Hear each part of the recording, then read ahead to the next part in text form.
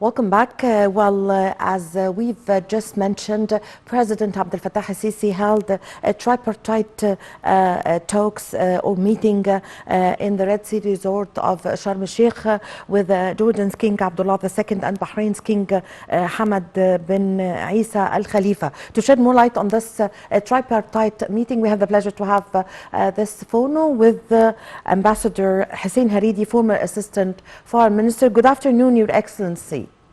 Good afternoon to you, Madam. Well, Ambassador Haridi, how do you see the importance and the timing of this tripartite meeting? Well, it's a timely summit between the Egyptian, Jordanian, and Bahraini leaders. 3 weeks or 4 weeks before the summit that would bring together the United States President Joe Biden and the leaders of the Gulf, as well as Egypt, Jordan, and Iraq. It's important for the Arab side to prepare for the summit.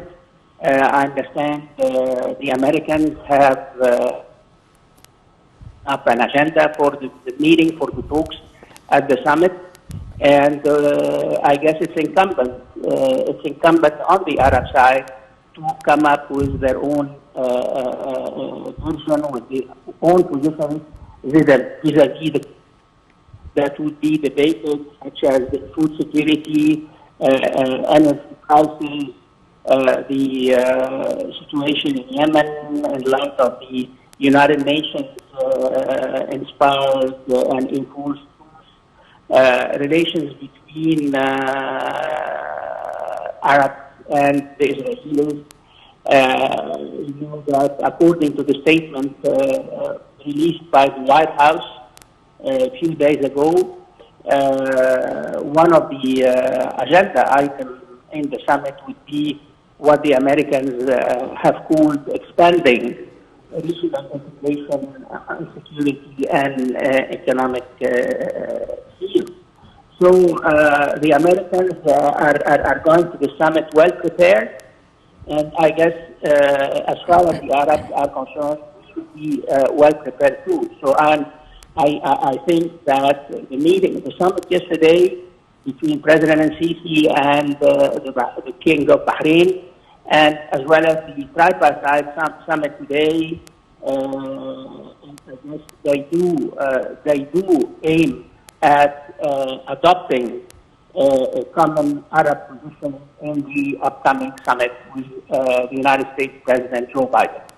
Yes, Your Excellency, Ambassador Haridi, President Abdel Fattah al-Sisi during this tripartite meeting said that Egypt looks forward to boosting constructive cooperation among the three sides in order to achieve common interests of the peoples of the three countries. So could you shed more light on the importance of this cooperation? Definitely, in such meetings, bilateral relations do come up.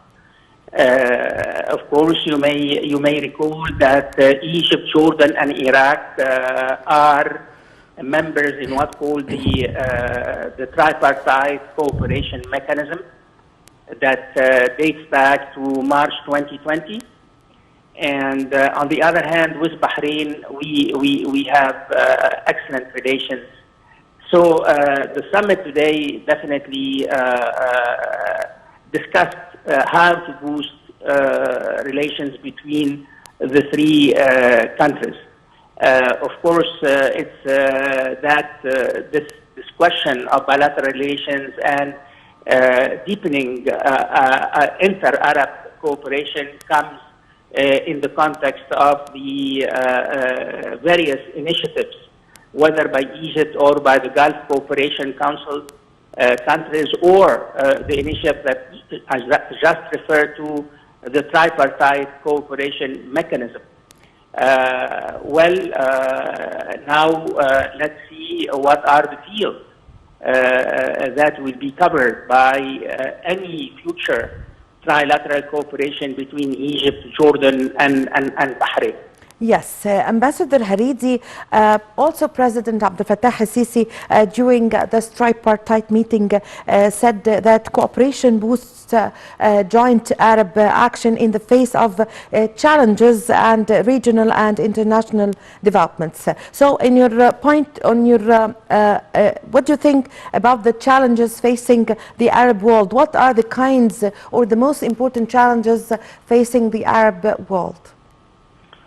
Well, of course, if we take the present international situation in consideration, I guess two things come to mind. First of all, to assure food security for Arab countries and Arab people, and secondly, is to have to control energy prices. Of course, both questions have been adversely impacted by the war going on in Ukraine. And given the fact that no one could predict when this war would come to an end, I guess it's important for Arab countries to coordinate how to ensure the food security of Arab societies, and on the other hand, how to absorb the price increase in energy, particularly oil. Yes. So these are the most immediate challenges. There are other challenges, of course. Let's say fighting terrorism, containing foreign intervention in domestic Arab affairs, the Palestinian problem, how to defend the Palestinian people in face of aggressiveness, of growing aggressiveness on the part of the Israeli government. So the situation in North Africa.